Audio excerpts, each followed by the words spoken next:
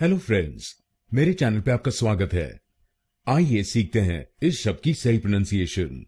कुछ लोग इस शब्द को गलत बोलते हैं, जैसे वर्टाइसीज। आप इस शब्द को कैसे बोलते हैं?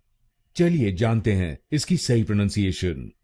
इसकी सही प्रोनाउंसिएशन है वर्टिसीज। वर्टिसीज। इस शब्द में 3 शब्दांश हैं।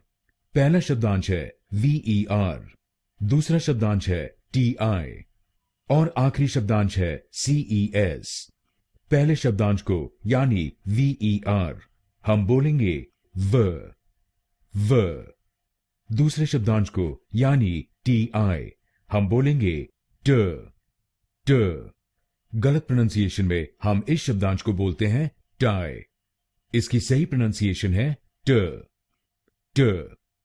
और आखिरी शब्दांश को यानी CES हम बोलेंगे सीज।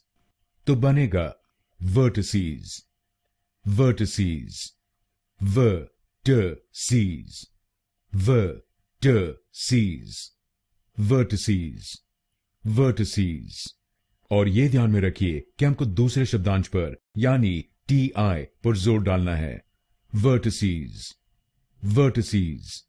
तो आपसे इसको वर्टाइसीज नहीं बोलिए, इसको बोलिएगा वर्टिसीज।